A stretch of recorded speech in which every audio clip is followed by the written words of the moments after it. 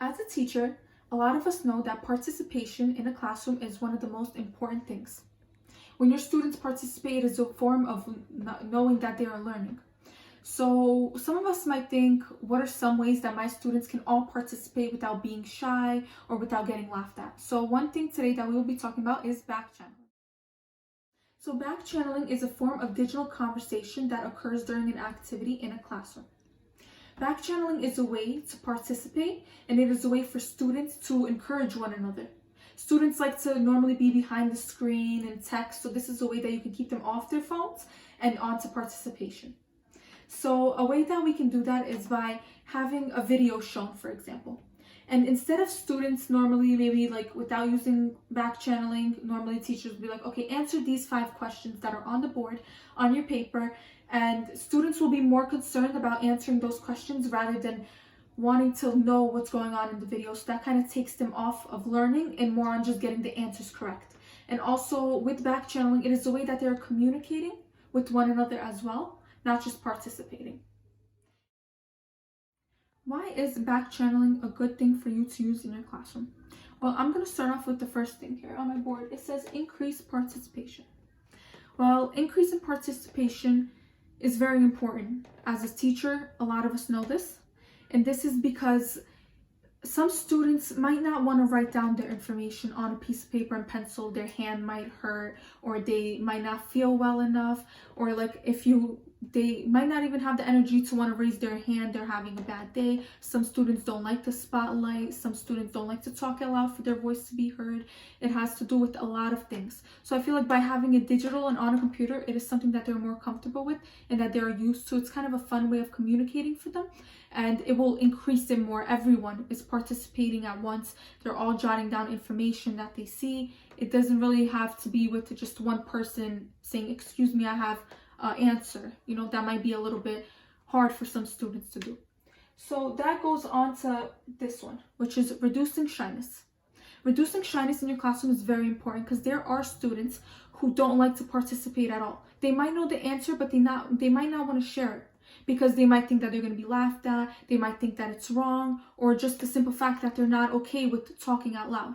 And I get that. So I feel like back channeling is a way to prevent this, in a way that that will have them communicating more, not just with participation but also with themselves, because they will be on a certain link and they will all be jotting down notes as one. They can all read each other's notes. So for example, when it comes test time, they have those notes. They have everyone's ideas together. The third positive thing about back channeling is staying on track.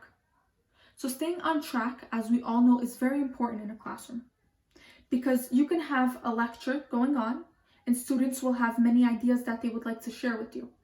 And by each of them raising their hand and commenting on one another, it is a positive thing, but to a certain extent, because they can get carried away and go from history to basketball. And some teachers don't know how to control that in their classroom and will never get their lesson across. So the students will not be learning as much. Whereas back channeling, they don't have to communicate out loud and stop track of the classroom. They jot down their notes and your lesson goes on. And then maybe at the end, you guys can all collect your ideas together rather than interrupting your lesson. The last one here says it's more engaging. It is something that students engage in more because it has to do with things that they love doing, like using their computer or using their phone. It all has to do with digital things today. So students love that. And when you say to a student, okay, take out your computers today, or I'm handing out the tablets or the iPads, they're already excited to engage and learn. They want to know what's going on so that they can type something or that they can comment with one another. Either way, students like using computers in their phones in classrooms. Back channeling is constantly going around in our classroom without some of us even knowing it. So one way this happens is I'm putting on a film or an activity on the smartboard, and in the back row, I hear kids whispering around. They're spreading ideas about the movie or their feelings, or they find something funny or something interesting. At least that's what we hope they're talking about. And also, whether we like to know this or not, or refuse to think this, students are still using cell phones maybe underneath their desks, and they're texting each other, oh my god, look what happened now, look what happened here. And all that is back channeling, whether we know it or not. And also, people are sending notes throughout the classroom. I know a lot of you have caught people sending notes to each other, but it's basically, you can't prevent it from going on in the classroom. So also, besides our classroom back channeling, this is used in their everyday lives as well. So we have social media such as Twitter, Snapchat, Instagram, and Facebook, which are the main popular ones that people use to tweet about their lives, snap a picture of something and write down what their idea is on something, any activity going on in their lives. Or Instagram, they'll post a picture and a caption underneath. So this shows us that they're using back channeling in their everyday lives. They already have practice with this type of activity. So why not encourage it in your classroom? They're probably thinking, this is a good idea, but how can I use back channeling in my classroom? So there are many resources and websites that can help you get through this. So one of them is Today's Meets, which is a very popular one. And you set up your own classroom on the website. You're the teacher, so you take in control how many students you let in, if it's public or if they need a code. Usually it's more safer to go with the code so you know nobody else is crashing into your website and into your classroom. And the safe thing about it is that if students decide to put in little remarks that you don't like or that are not reflecting onto the activity that's going on, you can delete those as a teacher. You have that option, and you can look at all the information that they typed in, and they can look at that as well. So this can be like a reference guide or like a study guide or anything. All their notes are combined as one. Another thing that we can use is Google Slides. Google Slides, you can add in the students before you start the lesson, and they can all come up to that Google slide. Obviously, they need a Gmail to get in, so you can all set that up before the class starts, and they can all get into the document. You can see who's typing what. That's also a great resource, such as Google Classrooms as well. It's very similar. And Twitter.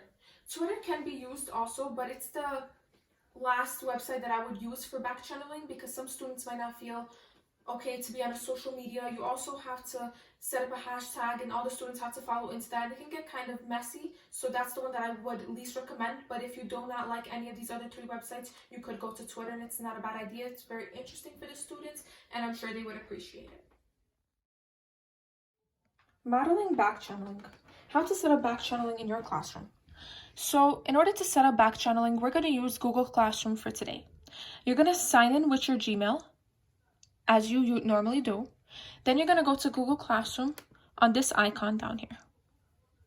Google Classroom. We're going to press create or join your first class. Press there, create a class, or the students will join the class. So create the class. You've read all the terms. After you've read it, you're going to accept them and continue. Now we need a class name. Mine will be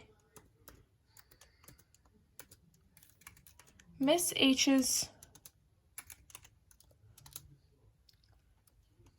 class. Section, it's my first period of the day, so section 1. Subject, we can do history. We can do world history. And room 305. Create.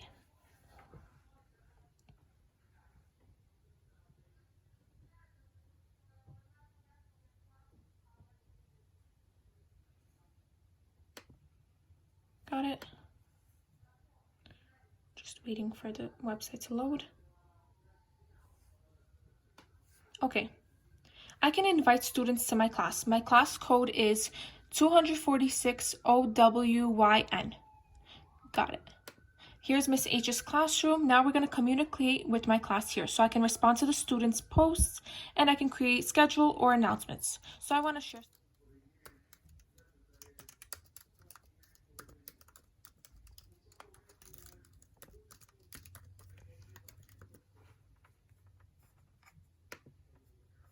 There we go. Invite your students. Now this might take some time because you have 25 plus students in your classroom, so you want to plan this ahead of time. Okay, so she's invited in my classroom now.